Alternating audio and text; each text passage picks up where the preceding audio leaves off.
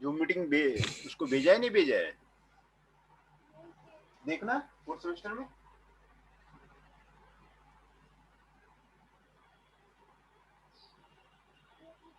भेज दिया है।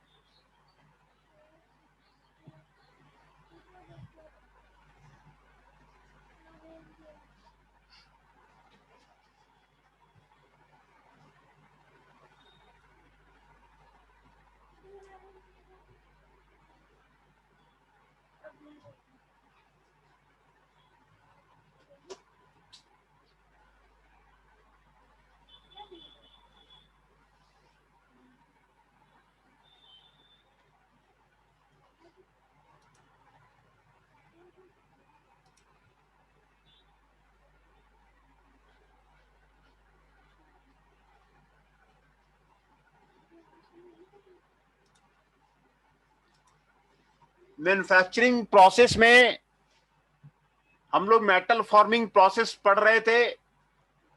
मेटल फॉर्मिंग प्रोसेस में ये टॉपिक आपको सिलेबस में दिया हुआ है, plastic deformation and yield criteria. तो इसमें आपको दो क्राइटेरियन है, plastic deformation and yield criteria में दो आपको क्राइटेरियन है। पहला है आपको Tresca max shear stress criterion, है ना, ये पहला है। और दूसरा है von Mises maximum distortion energy criterion, ये दूसरा आपको क्राइटेरिया है। पिछली क्लास में मैंने आपको टेरेस्का मैक्सिमम शियर स्ट्रेस क्राइटेरियन के बारे में डिस्कस किया था, और उसको फिर से मैं आज आपको रिपीट कर देता हूं। प्लास्टिक डिफॉर्मेशन और इलास्टिक डिफॉर्मेशन का बारे में भी जो है पिछली क्लास में हम लोगों ने बताया था कि प्लास्टिक डिफॉर्मेशन कब होगा, इलास्टिक डिफॉर्मेशन कब होगा, इसके बारे में हम लोगों ने डिस्कस किया था। जब डिफरेंट टाइप का स्ट्रेस लगेगा तो आपको elastic deformation and the plastic deformation होगा। प्रोफेसर ट्रेस्का कहते हैं कि प्लास्टिक फ्लो जो आपको इनिशिएट होगा when maximum shear stress reaches a limiting value defined by the edge shear yield stress, है ना। तो मैक्सिमम शियर स्ट्रेस, ये आपको मैक्सिमम शियर स्ट्रेस का फॉर्मूला आपको दिया हुआ है। ये एक्सपेरिमेंटल रिजल्ट है जो आपको प्रोफेसर ट्रेस्का ने निकाला हुआ है, एक्सपेरिमेंट करके मेटल डिफॉर्मी में आपको निकाला हुआ है। ये आपको मैक्सिमम शियर स्ट्रेस है और ये आपको यील्ड स्ट्रेस है। उनका कहना यही है कि आपको जो है आपको प्लास्टिक फ्लो तब इनिशिएट होगा जब मैक्सिमम शियर स्ट्रेस आपको यील्ड स्ट्रेस के बराबर हो जाएगा, T max equal to the K, है ना, इसके बराबर हो जाएगा तो आपको प्लास्टिक फ्लो आपको स्टार्ट होगा। वो कहते हैं कि भाई जब रो 1 रो 2 रो 3 अगर तीन प्रिंसिपल स्ट्रेसेस लग रहे हैं जिसमें rho 1 is greater than rho 2 and rho 2 is greater than rho 3, then the maximum shear stress आपको आपको 1/2 रो माइनस रो 3 से आपको दिया जाएगा, है ना। तो दोनों इक्वेशन को आप इक्वेट करेंगे तो आपको ये इक्वेशन, आपको टेरेस्का क्राइटेरिया आपको ये मिल जाएगा। ये आपको प्रोफेसर टेरेस्का के नाम पे आपको ये क्राइटेरिया आपको दिया हुआ है, वह half rho 1 minus rho 3 that equal to the K, है ना। ये क्राइटेरिया आपको दिया हुआ है। इसमें आपको ये दिया हुआ है कि जो टेरेस्का का क्राइटेरिया है आपको जो प्रिंसिपल स्ट्रेस रो 2 से आपको इंडिपेंडेंट है ना। तो ये आपको टेरेस्का क्राइटेरिया, आपको यही क्राइटेरिया है 1/2 rho minus rho 3 that equal to the K. This is the very beautiful criteria and the very useful in determining the yield stress and the plastic flow in the case of the every metal forming process। जितने भी metal forming आपको process मैंने बताए हैं, cold forming में, hot working में, उसमें ये क्राइटेरिया आपको यूजफुल है। आप इसी से जो है आप इसका डिसाइड करेंगे कि जो है कितना जो है आपको यील्ड स्ट्रेस आपको लगना है, आप ये आपको ट्रेस्का क्राइटेरिया से आप डिटरमाइन करेंगे, है कि नहीं। तो ये आपको बहुत ही आपको ब्यूटीफुल फार्मूला है मेटल फॉर्मिंग का, है ना। दूसरा जो है वॉन माइसिस का मैक्सिमम डिस्टर्शन एनर्जी क्राइटेरिया है ना। तो प्रोफेसर वॉन माइसिस जो प्लास्टिक फ्लो, वो कहते हैं कि when the shear strain energy reaches the critical value, तो आपको प्लास्टिक फ्लो आपको स्टार्ट होता है। प्रोफेसर वॉन माइसिस का कहना है कि प्लास्टिक फ्लो तब होगा जब स्ट्रेन एनर्जी आपको क्रिटिकल वैल्यू में मिलेगा, है ना। और उन्होंने स्ट्रेन एनर्जी का जो फॉर्मूला आपको दिया हुआ है, E equal to 1/6 G ρ1 minus ρ2 का स्क्वायर प्लस ρ2 माइनस ρ3 का स्क्वायर प्लस ρ3 माइनस ρ1 का स्क्वायर, ये आपको strain energy per unit volume का आपको फॉर्मूला आपको दिया हुआ है ना। In term of the three principal stages, एक पॉइंट पे ρ1 ρ2 ρ3 आपको लगता है, जो मैंने आपको बताया कि आपको लगता है। तो वॉन माइसिस का कहना है कि भाई strain energy, shear strain energy जब क्रिटिकल वैल्यू पे पहुंचेगा तो आपको प्लास्टिक फ्लो आपको होगा, और ये स्ट्रेन एनर्जी का फॉर्मूला आपको दिया हुआ है। According to this question, plastic flow जो आपको होगा जब जो RHS ऑफ द विभव expression reaches a critical value से A, hence the criteria becomes ρ1 minus ρ2 square plus ρ2 minus ρ3 square plus ρ3 minus ρ1 square, that is equal to 6AG. That is the constant where C is the constant. और von माइसिस जो criteria दे रहा है, उसमें यह कह रहा है कि plastic deformation of the flow depends all the three principal stages. ये कह रहा है कि तीनों प्रिंसिपल स्टेज पे ये डिपेंड कर रहा है, ρ1 पे, ρ2 पे, ρ3 पे, है ना। तो दो प्रोफेसर के मैंने आपको क्राइटेरियन दिखाया, वॉन माइसिस का और टेरेस्का का। लैब में आपके पास एक्सपेरिमेंट अवेलेबल है, आप वहां पर टेस्ट कर सकते हैं, वेरीफाई कर सकते हैं कि भाई वॉन माइसिस आपको सही कह रहा है कि आपको टेरेस्का सही कह रहा है, कि या फिर और कोई रिलेशन आपको जो है बनता है, आपको ये तीन स्टेजेस से लेकर के आपको और कोई रिलेशन बनता है। तो ये आप लैब में एक्सपेरिमेंट करके आप इसको कर सकते हैं, टेस्ट कर सकते हैं। आइदर द वॉन माइसिस का क्राइटेरियन इज द राइट और द रॉन्ग, है ना। ये दो आपको plastic deformation and yield criteria का आपको दो आपको क्राइटेरिया है जो आपको यहाँ पे आपको बताया गया है। ये आपको टेरेस्का का क्राइटेरिया है, वो आपको वॉन माइसिस का क्राइटेरिया है। तो दोनों का आप जो है एक्सपेरिमेंटल रिजल्ट टेस्ट कर सकते हैं, और इसमें जो है कई प्रोजेक्ट आप बना सकते हैं और कई रिसर्च पेपर आप इसमें लिख सकते हैं। ये आपको बहुत ही यूजफुल फार्मूला है आपको मेटल फॉर्मिंग ऑपरेशन का, है ना। तो ये आपको बहुत ही आपको यूजफुल फार्मूला है मेटल फॉर्मिंग ऑपरेशन का। तो जो दो क्राइटेरियन थे, दो क्राइटेरियन मैंने आपको यहाँ पर मैंने बता दिया। मैं अब जो है अटेंडेंस आपका ले लेता हूं, उसके बाद आपका लेक्चर शुरू करूंगा।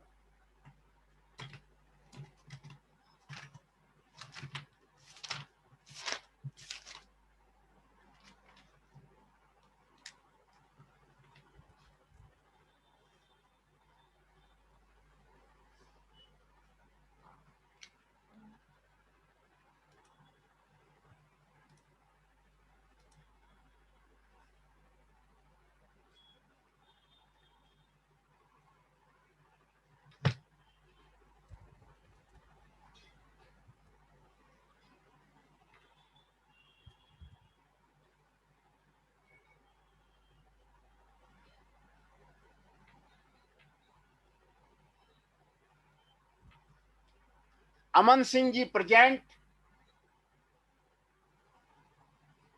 मोहित Adana ji 21 is present, Rohit Kumar Jain ji 35 is present, Ashutosh Singh ji 12 is present.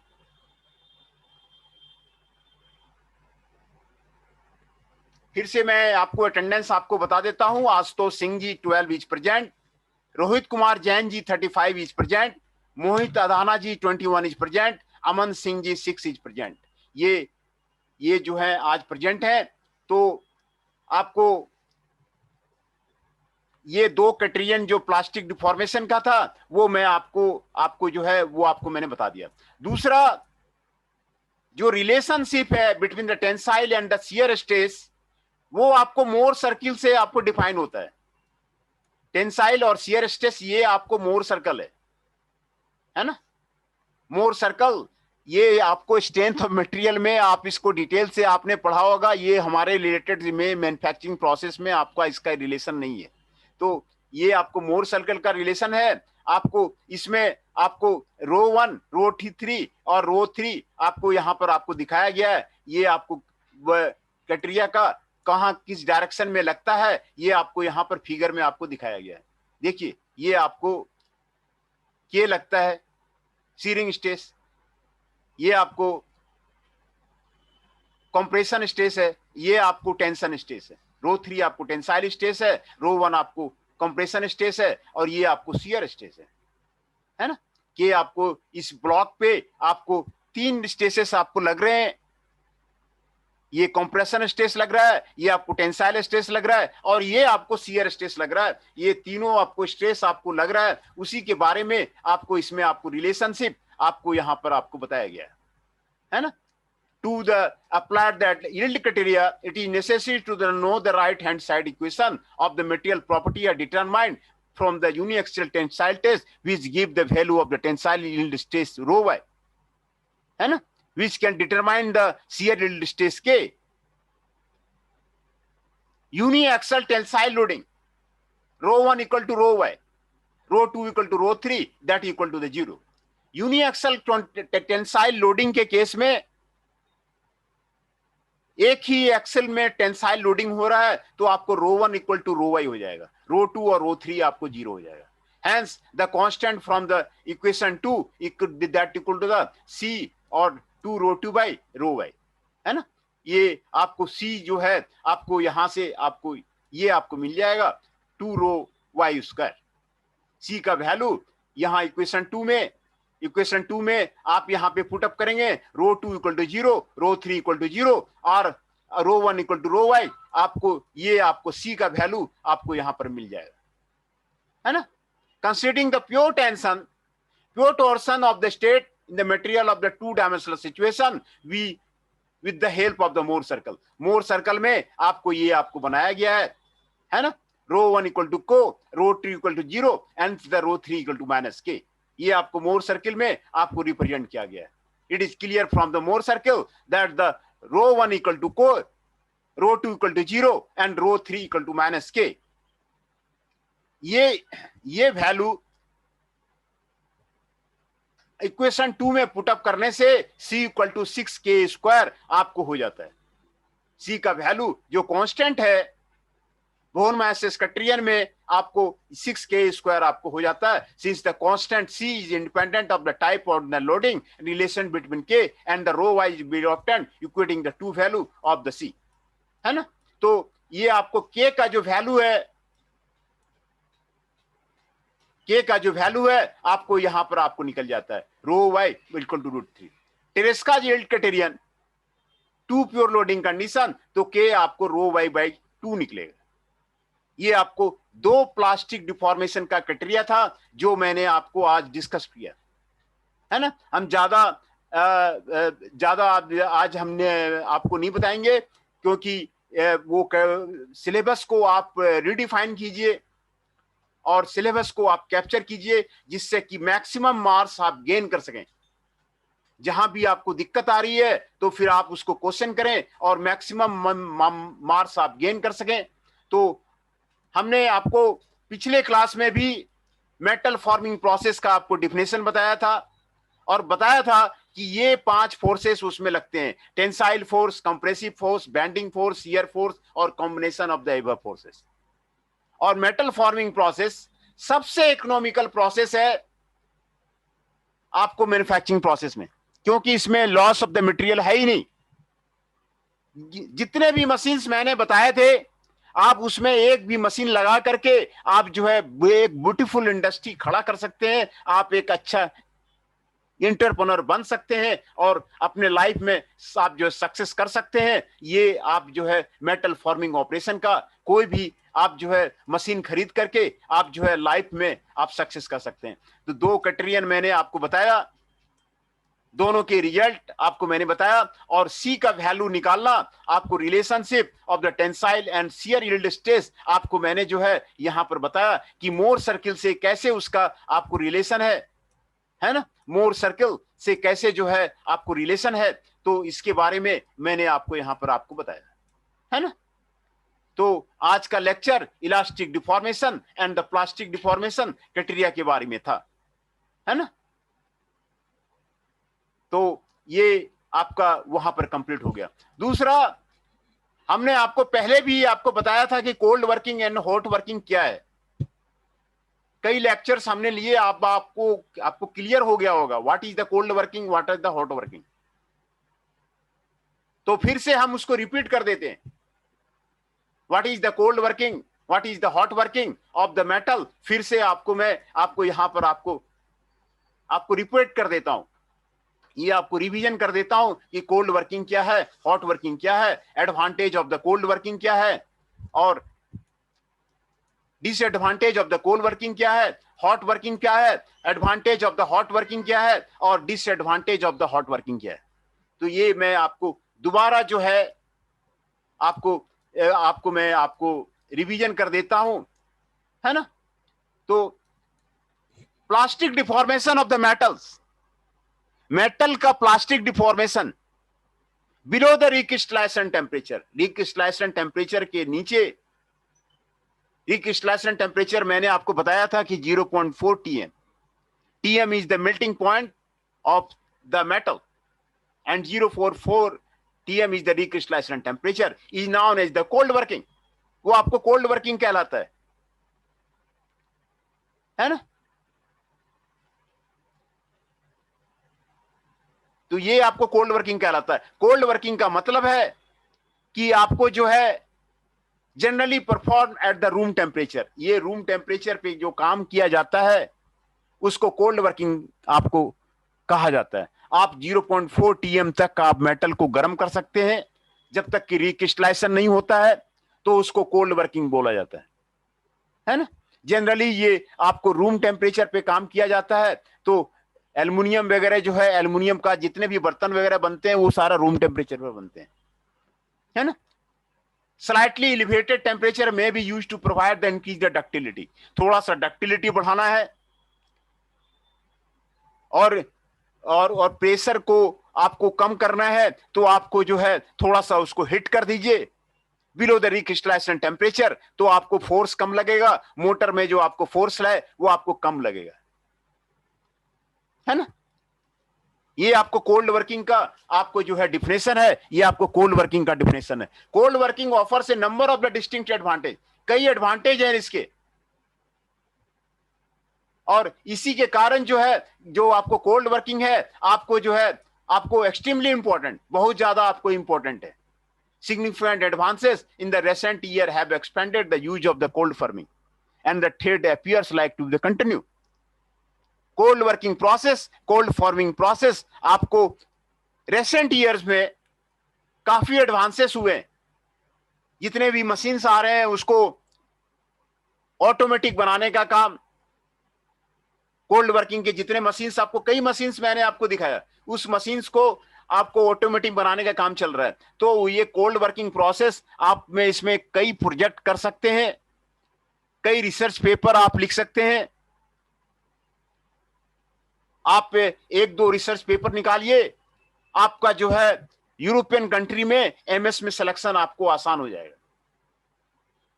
तो ये कोल्ड फॉर्मिंग प्रोसेस में आपको रिसेंट ईयर्स में इसका काफी यूज हो रहा है। तो एक अच्छा सा प्रोजेक्ट बनाइए, अभी से प्रोजेक्ट बनाना शुरू कर दीजिए, रिसर्च पेपर लिखना शुरू कर दीजिए। यूरोपियन यूनिवर्सिटी में आसानी से आपको MS में आपको एडमिशन हो जाएगा। Your life will be get successful, आपका लाइफ सक्सेसफुल हो जाएगा। तो इसमें आपको काफी काम हो रहा है। तो in comparison with the hot working, hot working के साथ में the advantage of the cold working, cold working के काफी एडवांटेज हैं। आपको यहां पर 7 एडवांटेज आपको दिए हुए हैं। 7 एडवांटेज कोल्ड वर्किंग के आपको दिए। No heating is required.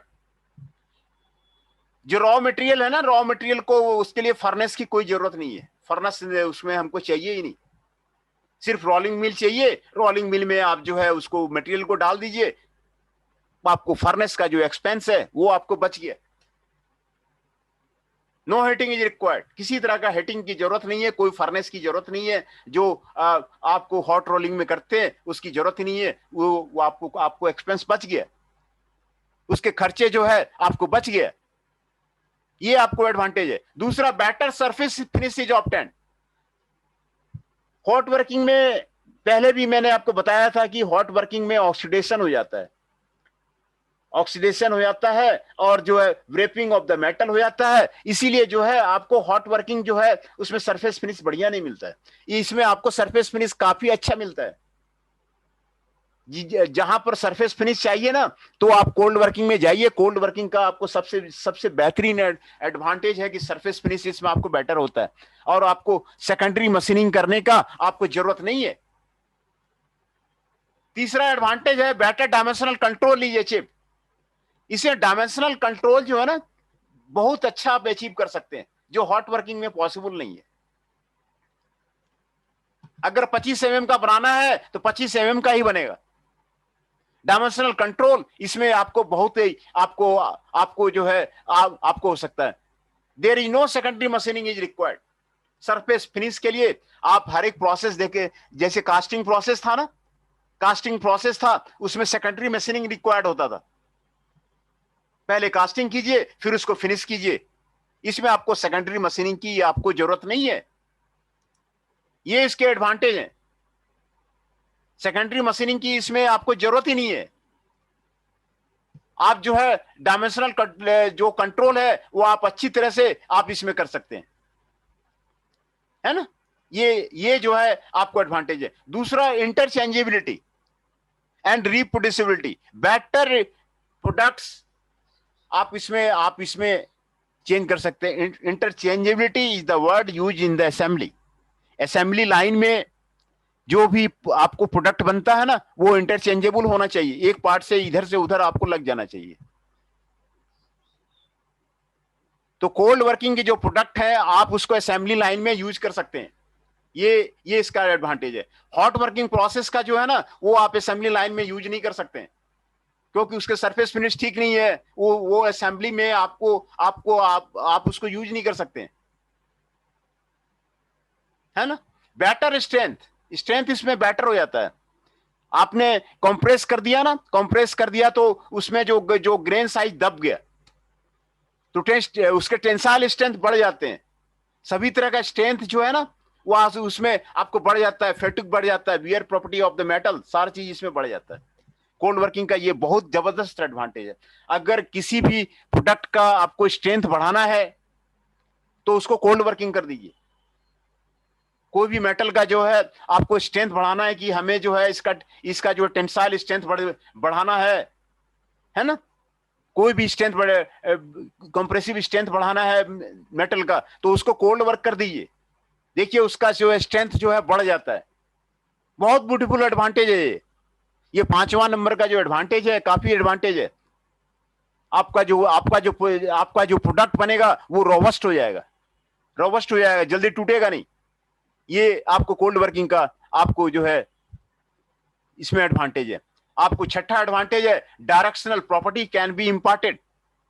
Directional property का मतलब है कि जो ग्रेन्स हैं वो इलोंगेट हो जाएंगे, वो लाइन में आ जाएगा, है ना, लाइन में आ जाएगा। ये डायरेक्शनल प्रॉपर्टी, एक डायरेक्शन का प्रॉपर्टी में आपको आ जाएगा। Contamination problems are almost negligible. Contamination का मतलब है जो ऑक्सीडेशन वगैरह का प्रॉब्लम है वो आपको बिल्कुल निग्लिजिबल है, इसमें आपको कुछ नहीं है। तो ये आपको advantage of the cold working है। कोल्ड वर्किंग का डिफिनेशन मैंने आपको यहां पर फिर से मैंने आपको रिपीट किया कि what is the cold working, है ना। कोल्ड वर्किंग का जो है आपको और कब होता है वो आपको मैंने कोल्ड वर्किंग का फिर से मैंने आपको रिपीट करके ये मैंने आपको यहां पर आपको बता दिया। ये आपको कोल्ड वर्किंग का जो है एडवांटेज है। लिमिटेशंस और डिसएडवांटेज कोल्ड वर्किंग का। What are the limitations are there, what are the disadvantages, आप कह सकते हैं कि किस केस में कोल्ड वर्किंग जो है आपको नहीं करना है। तो कोल्ड वर्किंग जब करेंगे ना तो higher force are required for the deformation. Motor का जो प्रेशर है ना वो ज्यादा लगेगा, फोर्स इसमें ज्यादा लगता है in respect to the hot working process. ये इसका लिमिटेशन है, इसमें फोर्सेस आपको जो है ज्यादा लगेगा। Heavier and more powerful equipment is required. Heavy equipment चाहिए, कितना टन का प्रेशर जो है उसमें अप्लाई कर सकता है। मोर पावरफुल इक्विपमेंट जो उसमें चाहिए, इसमें कोल्ड वर्किंग में प्रेशर ज्यादा लग रहा है ना तो आपको ये चाहिए। Less ductility is available. Ductile ये जो है डक्टाइल में नहीं होगा, कंप्रेस हो जाएगा ना तो आपको जो प्रोडक्ट ज्यादा डक्टाइल नहीं होगा, है ना। Metal surface must be clean and scale free. Metal surface इसमें आपको क्लीन होना चाहिए और स्केल फ्री होना चाहिए, तभी आपका जो है सरफेस बढ़िया बनेगा। अगर मेटल सरफेस पूरा क्लीन नहीं है ना, मेटल सरफेस आपका क्लीन नहीं है और सरफेस स्केल फ्री नहीं है तो क्या होगा कि वो जो आपको डस्ट है वो आपको अंदर चला जाएगा, वो आपको डिफेक्ट प्रोड्यूस करेगा। कोल्ड वर्किंग के अंदर वो आपको डिफेक्ट प्रोड्यूस करेगा। अगर वो क्लीन नहीं होगा, स्केल फ्री नहीं होगा तो आपको डिफेक्ट प्रोड्यूस करेगा। ये आपको जो है जरूरी है कि मेटल सरफेस को आप क्लीन कीजिए, है ना। मेटल सरफेस को आप क्लीन कीजिए जो है कोल्ड वर्किंग के पहले, है ना। और दूसरा है intermediate annealing is there, strain hardening occurs. आपने मेटल को प्रेशर दे दिया, प्रेशर देने के बाद क्या है ना कि उसमें जो है हार्डनिंग जो है आपको आ जाता है। आपने फोर्स से उसको दबाया, दबाने के बाद जो है उसमें इसको हार्डनिंग हो जाता है और रेसिडुअल स्टेसिस, उसमें आपको अनडिजायरेबल रेसिडुअल स्टेसिस आपको इसमें आपको डेवलप हो जाता है। ये उसका आपको लिमिटेशंस है। तो ये जो आपको पांचवा और छठा कह रहा है ना, strain hardening occurs, residual stresses occurs, तो ये आप एक्सपेरिमेंटल रिजल्ट से आपने यहाँ जो भी प्रोडक्ट बनाएंगे, आइटम बनाएंगे, कितना फोर्स अप्लाई करना है वो ऑप्टिमाइज कर लीजिए और डिटरमाइन कर लीजिए कितना फोर्स लगेगा। इस पे आप प्रोजेक्ट कर सकते हैं कि भाई ये उसमें आपको रेसिडुअल स्टेसिस ना हो, स्टेन हार्डनिंग आपको ना हो, उसके लिए कितना फोर्स जो है आपको लगाया जाए। आप बराबर किसी प्रोसेस को करते रहेंगे तो एक्सपेरिमेंटली आप डिटरमाइन कर लेंगे कि मैक्सिमम फोर्स कितना उसमें अप्लाई किया जाए कि आपको स्टेन हार्डनिंग उसमें ना हो, रेसिडुअल स्टेसिस आपको ना हो, है ना, है ना। Cold forming process is better suited to the large scale production of the parts. जब आपको लार्ज स्केल प्रोडक्शन करना है तो आप कोल्ड फॉर्मिंग आप कीजिए, है ना, क्योंकि इसमें cost of the required equipment and the tool आपको हाइयर है। हैवी मशीनरी आपको लग रहा है, कॉस्ट ऑफ द मशीन और द टूल आपको हाइयर है, इक्विपमेंट आपको हाइयर है ना। इक्विपमेंट का आपको हैवी इक्विपमेंट लग रहा है, पावरफुल इक्विपमेंट लग रहा है, तो कॉस्ट इसमें आपको ज्यादा है। तो ये तभी सुटेबल है जब आपको लार्ज स्केल में आपको कोई प्रोडक्ट करना है, आपको लगातार उसको बनाते जाना है, तभी आप जो है जो कोल्ड वर्किंग प्रोसेस को आप उसको एडप्ट करेंगे, है ना। तो ये मैंने आपको कोल्ड वर्किंग का आपको जो है उसमें मैंने आपको लिमिटेशंस कोल्ड वर्किंग के बारे में और मैंने आपको बताया था। दूसरा हॉट वर्किंग के बारे में भी थोड़ा देख लेते हैं कि हॉट वर्किंग पहले भी बताया हुआ है। तो इसमें आप plastic deformation of the metal carried out above the recrystallization temperature. Recrystallization temperature means 0.4 TM। TM is the melting point. किसी भी मेटल का एलॉय का recrystallisation temperature 0.4 TM। TM is the melting point. वो आपको उसके ऊपर अगर काम करेंगे तो आपको उसको जो है हॉट वर्किंग प्रोसेस करते हैं,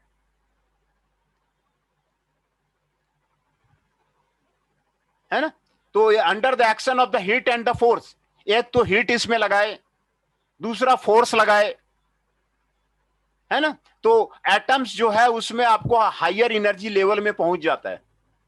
आपने हीट कर दिया मेटल को, फोर्स लगा दिया मेटल में, तो ये हायर स्टेट में, हायर एनर्जी लेवल में आपको पहुंच जाता है, and the new crystal starts forming.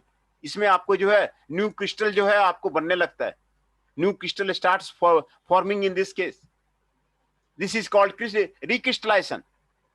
जब नए नए क्रिस्टल्स बनने लगते हैं ना, तो उसको रिक्रिस्टलाइजेशन बोलते हैं,